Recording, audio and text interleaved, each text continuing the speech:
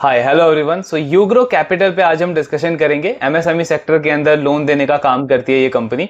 Last quarter से हमने इस कंपनी को ट्रैक करना स्टार्ट किया था एंड हमने देखा था कि इनका ग्रोथ का नंबर्स, बाकी के फंडामेंटल्स, एसेट क्वालिटी वगैरह काफी अच्छी है, बट इनका प्राइस टू बुक जो है वो इनके पीयर्स के कंपैरिजन में काफी लो है। सो वहां पे एक री रेटिंग की अपॉर्चुनिटी हमने डिस्कस करी थी। इनके फर्स्ट क्वार्टर के नंबर्स आए हैं तो अभी देखेंगे ओवरऑल परफॉर्मेंस कैसा रहा है कंपनी का एंड यहां से आगे का क्या आउटलुक लगता है, क्या वो रेटिंग वाली अपॉर्चुनिटी अभी भी इस बिजनेस के अंदर, स्टॉक के अंदर लगती है। सो ये सारी चीजों पे डिस्कस करेंगे। तो फर्स्ट ऑफ ऑल अगर हम बिजनेस मॉडल समझे यूग्रो कैपिटल का, तो एमएसएमई लेंडर है ये। 2018-2019 से ये कंपनी स्टार्ट हुई थी। डेटा टेक्नोलॉजी को यूज करके ये अंडरराइटिंग करती है लोन की। ये इनका सबसे बड़ा कॉम्पिटिटिव एडवांटेज है। कंपनी का कहना है कि जो डेटा है वो बहुत ज्यादा इंपॉर्टेंट है हमारे लिए, बिकॉज हमारी लोन एप्लीकेशन को जो हम अंडरराइटिंग करते हैं उसमें एक बहुत बड़ा रोल प्ले करता है ये। सो डेटा ड्रिवन आप एमएसएमई लेंडर बोल सकते हो इस कंपनी को। तो बेसिकली ये कंपनी, इनका अगर आप टारगेट मार्केट देखोगे तो पूरे एमएसएमई सेक्टर में ऑलमोस्ट 92 लाख करोड़ का क्रेडिट का गैप है। ये क्रेडिट का गैप क्या है, मतलब जितने भी एमएसएमईज हैं उनमें जो टॉप एमएसएमईज हैं, जिनका बैलेंस शीट अच्छा है, जिनका कैश फ्लो अच्छा है, जिनका साइज बड़ा है थोड़ा सा, तो उनको बैंक्स या जो टॉप एनबीएफसीज होती है वो इजीली लोन दे देती है, बिकॉज उनकी क्रेडिबिलिटी स्ट्रांग है मार्केट में। लेकिन जब मिड साइज एमएसएमईज की बात आती है या स्मॉल साइज एमएसएमईज की बात आती है या फिर माइक्रो एंटरप्राइजेस की बात आती है, तो वहां पे क्रेडिट का बहुत बड़ा गैप है, बिकॉज बैंक को बहुत ज्यादा रिस्क लगता है उन एमएसएमईज को लोन देने में। पास्ट का ट्रैक रिकॉर्ड ऑब्वियसली काफी खराब रहा है इन बैंक्स के लिए। एनपीए 10% 15% का एनपीए लेवल टच किया है एमएसएमई लोन में। तो कोई भी बैंक चाहता नहीं है कि हम दोबारा से उस जगह पे जाके लोन दें। और जो बड़ी एनबीएफसीज है डेफिनेटली उनके लिए भी बाकी बहुत सारे ऑप्शंस है। तो यूग्रो कैपिटल जो है वो इस मार्केट को कैप्चर करना चाहता है, मतलब जो मिड साइज एमएसएमईज हैं और जो स्मॉल साइज एमएसएमईज हैं उनको टारगेट करना चाहता है। तो वो वहां पे अगर आप गैप देखोगे तो टोटल गैप ये 92 लाख करोड़ का है एमएसएमई सेक्टर के अंदर, जो कि 2017 में 53 लाख करोड़ का था। लेकिन अभी ये गैप बढ़ करके 92 लाख करोड़ का हो गया। तो मार्केट का साइज तो बहुत बड़ा है और उसको कैप्चर करने के लिए यूग्रो कैपिटल का जो टारगेट एमएसएमईज हैं, ये बेसिकली उन एमएसएमईज को लोन देते हैं जिनका एनुअल टर्नओवर 15 लाख 25 लाख से लेकर के 15 करोड़ तक का होता है, मतलब वही स्मॉल से लेकर के मिड साइज एमएसएमईज को। बिकॉज उससे ऊपर पे कंपनी का कहना है कि उसके ऊपर के जो एमएसएमईज हैं उनको वैसे भी बैंक्स लोन दे देते हैं, एंड उसके नीचे की कैटेगरी के जो एमएसएमईज आते हैं वहां पे हमें रिस्क ज्यादा लगता है और हमारा जो मॉडल है वो सूट नहीं करता हमें कि हम लो कैप एमएसएमईज को टारगेट करें। सो ये इनका टारगेट सेगमेंट है। लोन किस तरीके की देती है कंपनी, तो इनका लोन या प्रोडक्ट ऑफरिंग आप बोलो तो ये काफी डाइवर्सिफाई है, बिकॉज ये सिक्योर्ड बिजनेस लोन भी देते हैं, बिजनेस लोन भी देते हैं, मशीनरी लोन भी देते हैं, सप्लाई चेन फाइनेंसिंग भी करती है, प्लस इनका को लेंडिंग भी है पार्टनरशिप अलायंसेस के साथ में। इसके अलावा एक इनका डिजिटल लोन करके भी प्रोडक्ट है। तो डिजिटल लोन में ये कंपनी क्या करती है, फॉर एग्जाम्पल आपके लोकल एरिया में कोई लोकल शॉप है, जैसे कि आयरन फैब्रिकेटर की शॉप है, तो उनको ओवरनाइट कोई ऑर्डर आया है और उनको कल वो ऑर्डर डिलीवर करना है, तो उसके लिए ऑब्वियसली उनको वो जो अमाउंट है वो तो उनको ऑर्डर डिलीवर करने के बाद मिलेगा। इंस्टेंट फाइनेंसिंग चाहिए उनको, एंड इतना नीश, इतना स्पेसिफिक फाइनेंसिंग जो है वो बैंक्स भी प्रोवाइड नहीं करते हैं। सो इस तरीके की भी इनका एक डिजिटल ऐप है जहां पे वो वेंडर जो है अपना पूरा डिटेल वगैरह डाल करके उसको इंस्टेंट डिसबर्समेंट मिलता है इस तरीके के केसेस में। तो ऐसा भी प्रोडक्ट है यूग्रो कैपिटल का। 10,000 20,000 तक के भी इंस्टेंट लोन डिसबर्स करती है ये कंपनी। सो प्रोडक्ट वाइज अगर आप देखोगे तो काफी कस्टमाइज प्रोडक्ट्स इन्होंने बनाए हैं हर एक तरीके की नीड को कैटर करने के लिए, और डाइवर्सिफिकेशन भी इसमें काफी अच्छा है। देन दूसरा अगर हम पॉइंट देखें इनके बिजनेस मॉडल में तो वो आता है सेक्टर डाइवर्सिफिकेशन। सो बिकॉज आप एमएसएमई से डील कर रहे हो तो यहाँ पे सिक्लिकलिटी एक बहुत बड़ा इशू होता है। कई बार अगर आप एज एन एमएसएमई आप अगर 2-3 सेक्टर को ही लोन दे रहे हो ज्यादा, तो वहां पे जब भी उन सेक्टर्स में बुरा साइकिल आएगा तो आपका एनपीए बढ़ जाएगा, आपके बिजनेस पे बहुत नेगेटिव इंपैक्ट पड़ेगा। सो उसको लेकर के ये कंपनी क्या करती है, ये इन्होंने कुछ सेक्टर्स आइडेंटिफाई करे हुए हैं मैनेजमेंट को जो पास्ट का एक्सपीरियंस है उसके बेसिस पे। जैसे ये फूड प्रोसेसिंग यूनिट में लोन देते हैं, देन इसके अलावा हॉस्पिटैलिटी एमएसएमईज को लोन देते हैं, उसके अलावा ऑटो कंपोनेंट्स के सेक्टर के अंदर जो एमएसएमईज है वहां पे ये लोन देते हैं, देन इनका केमिकल के अंदर या फिर लाइट इंजीनियरिंग के अंदर जो एमएसएमईज हैं उनको लोन देते हैं। तो ऐसे करके इन्होंने 9-10 ऐसे सेक्टर्स आइडेंटिफाई करे हैं, सो उसके अंदर ये लोन डिसबर्स करते हैं जहां पे इनको अच्छा खासा एक्सपीरियंस है पास्ट में। अब इससे होता क्या है, कल को चल के अगर किसी 2 या 3 सेक्टर के अंदर कोई बुरा साइकिल आया तो उससे इनके बिजनेस पे बहुत नेगेटिव इंपैक्ट नहीं पड़ने वाला, बिकॉज बाकी के जो इनके बोरोवर्स हैं वहां से तो रीपेमेंट आते रहेगा। हाँ, 1-2 सेक्टर में कुछ टाइम के लिए थोड़ा बहुत प्रॉब्लम आएगा।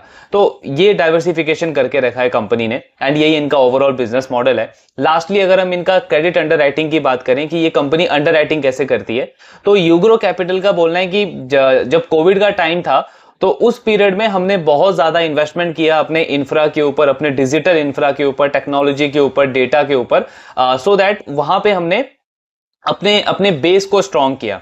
और इन्होंने एक ग्रो स्कोर मॉडल करके एक मॉडल रेडी किया इन्होंने, जिसके बेसिस पे जो भी इनके पास लोन एप्लीकेशन आता है उसको ये असेस करते हैं उसके बेसिस के ऊपर। तो ये ग्रो स्कोर मॉडल काम कैसा करता है? So first of all Ugro capital क्या करता है, कोई भी एक लोन एप्लीकेशन आया इनके पास, ये उसका सबसे पहले एलिजिबिलिटी चेक करते हैं। इन्होंने 3 लेयर्स बनाए हैं अंडर राइटिंग के, जिसमें से सबसे पहला लेयर है एलिजिबिलिटी का।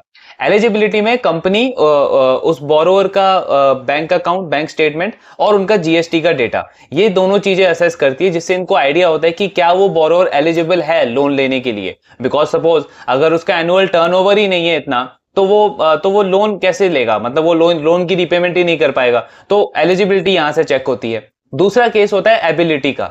एबिलिटी में कंपनी को यह पता चलता है कि वो जो बोरोवर है क्या उसके बिजनेस में कैश आता है, मतलब आपको बुक में तो दिख रहा है कि इतना एनुअल टर्नओवर है, बट क्या उसके बैंक में इतनी ट्रांजैक्शंस हैं। तो वो बैंक स्टेटमेंट से कंपनी को आइडिया लगता है कि वो बोरोवर जो है वो एबल है, उसमें ये एबिलिटी है कि वो इस लोन को रीपे कर पाएगा या नहीं कर पाएगा। एंड जो तीसरा लेयर है असेसमेंट का, वो होता है इंटेंट, कि क्या उस बोरोवर का इंटेंट है। वो कैसे पता चलेगा? ब्यूरो डेटा से। आप पास का ट्रैक रिकॉर्ड देखोगे उस बोरोवर का कि कितने टाइम उसने लोन लिया है, कब कब रीपे करा है, टाइम पे रीपे करा है या नहीं किया है, या कोई डिफॉल्ट रेट रहा है, या फिर आप उसका ये भी आइडिया लगा सकते हो कि लास्ट 3 महीने में, 6 महीने में, 1 साल में कितने बार उसने, कितने फ्रीक्वेंटली उसने लोन एप्लीकेशन करा है। सो इन सारी चीजों का आपका आइडिया लग जाता है एंड इन चीजों के बेसिस पे यूग्रो जो है वो उस लोन एप्लीकेशन को अपने ग्रो स्कोर मॉडल के थ्रू स्कोरिंग देता है। तो स्कोरिंग इनका ए से लेके ई तक के बीच में होता है। ए जो है उसका मतलब सबसे बेस्ट लोन एप्लीकेशन है, इसको लोन डिसबर्स करना चाहिए, और ई का मतलब है कि ये वर्स्ट एप्लीकेशन है, तो इसको हमको डिसबर्समेंट नहीं करना चाहिए, उसमें रिस्क बहुत ज्यादा है। सो इस तरीके का बिजनेस मॉडल है टोटल यूग्रो का। अब इनके फर्स्ट क्वार्टर के नंबर्स आए हैं, तो हम देखते हैं कि नंबर्स कैसे डिलीवर करे हैं कंपनी ने। सो फर्स्ट ऑफ ऑल अगर आप इनका लोन बुक का ग्रोथ देखोगे तो इनका जो AUM है, लोन बुक जो है वो 36% से ग्रो हुआ है on a YOY basis. Disbursement का नंबर अगर आप देखोगे तो उसमें आपको नेगेटिव ग्रोथ देखने को मिलेगा। उसका रीजन ये है कि यूग्रो कैपिटल का जो सप्लाई चेन फाइनेंस का जो प्रोडक्ट है उसको ये कम कर रहे हैं, उसका टोटल शेयर लोन बुक में से कम कर रहे हैं। लास्ट ईयर आई थिंक 9-10% के आसपास था उसका टोटल शेयर लोन बुक में, अब वो 5% के आसपास है, तो मतलब आधा कर दिया है। क्यों कर रही है यूग्रो कैपिटल? बिकॉज एक तो रीजन ये है कि उसमें एनपीए बहुत ज्यादा है। सिर्फ उस पर्टिकुलर प्रोडक्ट से इस कंपनी का जो एनपीए वो 7% के आसपास है। तो डेफिनेटली लॉजिकली अगर आप सोचो तो एक लेंडर के लिए अच्छा क्या है कि जिस प्रोडक्ट में आपको एनपीए ज्यादा आ रहे हैं आप वहां पे लोन देना कम कर दो या फिर बंद कर दो, बिकॉज बाकी आप प्रोडक्ट्स पे फोकस करो, वहां से आप बिजनेस को आगे ग्रो करो। तो एक तो ये रीजन है। दूसरा, कंपनी आज के टाइम पे हाई यील्डिंग प्रोडक्ट्स के ऊपर फोकस कर रही है, मतलब जहां पे ये ज्यादा इंटरेस्ट रेट चार्ज कर सकते हैं कस्टमर को, और उससे इनको हायर मार्जिन भी मिलेगा। हायर मार्जिन मिलेगा तो आपका प्रॉफिट बढ़ेगा, आरओए बढ़ेगा, आरओई बढ़ेगा, मार्केट से आपको अच्छा वैल्यूएशन मिलेगा। सो इन सारी चीजों पे फोकस है यूग्रो का, इसीलिए वो सप्लाई चेन फाइनेंसिंग वाले बुक को कम करते चले जा रहे हैं। देन दूसरा पॉइंट, अगर आप इनका प्री प्रोविजनिंग ऑपरेटिंग प्रॉफिट का नंबर देखोगे तो उसका भी ग्रोथ अच्छा है, 34% के आसपास की ग्रोथ है उसकी। और अगर हम नेट प्रॉफिट की बात करें तो वो 20% से ग्रो हुआ है on a YOY basis. Asset quality company की स्टेबल है। लास्ट क्वार्टर में भी 2% का ग्रॉस एनपीए था, इस क्वार्टर में भी 2% का ग्रॉस एनपीए, तो एसेट क्वालिटी वाइज कोई प्रॉब्लम नहीं है। कलेक्शन एफिशिएंसी का नंबर भी स्टेबल है, 96% का था लास्ट क्वार्टर में, इस क्वार्टर में भी 96% का कलेक्शन एफिशिएंसी है। जबकि हमको पता है कि फर्स्ट क्वार्टर में काफी सारे चैलेंजेस थे, स्पेशली लेंडर्स के लिए, जैसे हीट वेव था, जनरल इलेक्शन का टाइम था, बट उसके बाद भी कंपनी ने अच्छे से मेंटेन करके रखा है अपने एसेट क्वालिटी के नंबर्स को। तो रिजल्ट अगर आप ओवरऑल देखो तो ठीक रिजल्ट है, डिसेंट रिजल्ट है। एक जो थोड़ा प्रॉब्लम क्या लगता है इनके नंबर्स में कि इनका जो प्रॉफिट का ग्रोथ का जो नंबर है वो थोड़ा सा कम आ गया है। बिकॉज लास्ट कॉन कॉल में हमने डिस्कस किया था कि मैनेजमेंट क्या बोल रहा है कि हमको ऑपरेटिंग लिवरेज मिलेगा आने वाले टाइम में, और ये कंसिस्टेंटली मिलेगा अगले कुछ सालों के लिए। बिकॉज जो इनिशियली हमें जो सेटअप करना था, जो इन्वेस्टमेंट करना था, वो हमने कर दिया है। तो अब हमको आने वाले टाइम में higher pace of loan book की ग्रोथ के साथ में हमें ऑपरेटिंग लिवरेज मिलेगा। तो वो ऑपरेटिंग लेवरेज इस क्वार्टर में मिसिंग था। अब मे बी उसका रीजन ये हो सकता है कि डिसबर्समेंट का नंबर इतने अच्छे से नहीं बढ़ा, प्लस इनका बिकॉज ये जो फाइनेंशियल ईयर अभी स्टार्ट हुआ है इसमें आपको हाइक वगैरह, बोनस वगैरह देना पड़ता है एम्प्लॉयज को, तो इनका एम्प्लॉय कॉस्ट भी अराउंड 48% से बढ़ गया है पिछले फाइनेंशियल ईयर के कंपैरिजन में। तो मे बी ये एक रीजन हो सकता है, बट इस नंबर पे फोकस करना जरूरी है because UGro Capital fund raise कर रहा है। फंड रेज लगभग 1200-1300 करोड़ के आसपास का कर रहा है। तो फंड रेज से होगा क्या, कंपनी का शेयर कैपिटल बढ़ेगा। उसका मतलब क्या हुआ कि ईपीएस ग्रोथ इनकी कम होगी। मतलब प्रॉफिट ग्रोथ में भी आप 3 साल में डबल कर लो, लेकिन ईपीएस आपका 3 साल में डबल नहीं होने वाला, बिकॉज आपका शेयर, आपका कैपिटल बेस बढ़ जाएगा। तो उसको लेकर के कंपनी से जब पूछा गया था लास्ट कॉन कॉल में, तो मैनेजमेंट का यही कहना था कि आप देखोगे कि हमारा प्रॉफिट का ग्रोथ जो है वो बहुत ज्यादा हाई रहेगा जितना आप एक्सपेक्ट कर रहे हो। उसका रीजन ये है कि हमें ऑपरेटिंग लिवरेज मिलेगा, प्लस 2-3 और लीवर्स इन्होंने ऐड करे थे, जैसे इनके मार्जिन इंप्रूव होंगे, कॉस्ट कम होगा, तो उसकी वजह से प्रॉफिट ग्रोथ काफी हायर पेस पे रहेगा कंपनी का, एंड वहां से ईपीएस की ग्रोथ भी हेल्दी रहेगी अगले 2-3 सालों के अंदर। तो इसीलिए एज एन इन्वेस्टर हमको फोकस इसके पैट ग्रोथ के ऊपर करना है कि कंपनी को ऑपरेटिंग लिवरेज कंटिन्यूसली मिलना चाहिए आने वाले क्वार्टर्स में।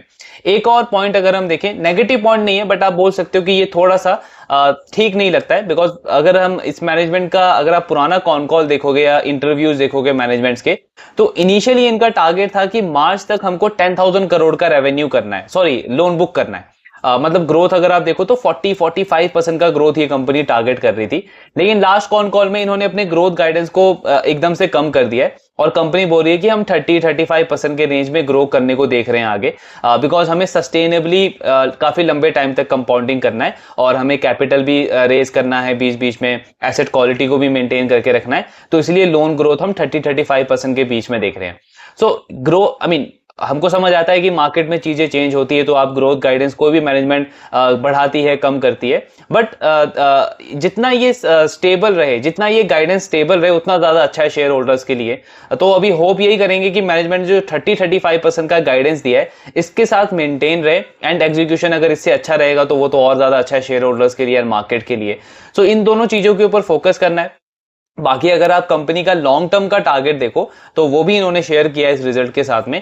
कंपनी बोल रही है कि लॉन्ग टर्म बेसिस पे हम 30% का लोन बुक का ग्रोथ टारगेट कर रहे हैं, आरओई का नंबर हम 18% से ज्यादा का टारगेट कर रहे हैं, कॉस्ट टू इनकम हमारा कम होकर के 45% पे आ जाएगा। आज इनका कॉस्ट टू इनकम 54% है, और आरओई का नंबर ये कंपनी 4% का टारगेट कर रही है। तो आप सिंपली सोचो, अगर कोई एनबीएफसी जो 30% पे लोन बुक ग्रो कर रही हो, जिसका आरओई 18% हो, आरओए 4% हो, कॉस्ट टू इनकम उसका 45% के आसपास हो, और सिक्योर लैंडिंग हो, मतलब इनका 70% जो लोन है वो सिक्योर्ड है, तो उसका प्राइस टू बुक आपको कभी भी 1.5 के आसपास या 2 के प्राइस टू बुक पे वो स्टॉक नहीं दिखेगा। उसका प्राइस टू बुक हमेशा आपको 3 या 4 के आसपास मिलेगा। तो वो डिजर्व, ये एनबीएफसी तब डिजर्व करेगी जब इसका एग्जीक्यूशन में वो कंसिस्टेंसी आएगी। आज इसका अगर आप स्टॉक का प्राइस टू बुक देखोगे तो 1.7 के आसपास है। तो हमको यही चाहिए कि आने वाले क्वार्टर्स में पहली बात तो ये कि ग्रोथ इनकी मेंटेन रहनी चाहिए, 30% की ग्रोथ कंपनी को मेंटेन रखनी चाहिए। दूसरा पॉइंट ये है कि एसेट क्वालिटी को स्टेबल रखते हुए आपको अपना प्रॉफिटेबिलिटी का नंबर बढ़ाना है, पैड ग्रोथ बढ़ाना है, बिकॉज पैड ग्रोथ बढ़ेगा तभी आपका आरओए बढ़ेगा, आरओई बढ़ेगा, और एक जो प्रीमियम वैल्यूएशन जिन एनबीएफसीज को मिलता है, जिनका प्राइस टू बुक 3 या 4 के आसपास होता है, उनके सारे फीचर्स अगर आप देखोगे तो यही है। उनका आरओए 4% से ज्यादा होता है, उनका आरओई 18-20% के आसपास होता है, कॉस्ट टू इनकम उनका कम होता है इंडस्ट्री में बाकी प्लेयर्स के कंपैरिजन में। सो वो उस ट्रैक पे तो है ये कंपनी। पास्ट में इन्होंने काफी अच्छा ग्रो भी करा है, नंबर्स भी इंप्रूव हुए हैं इनके।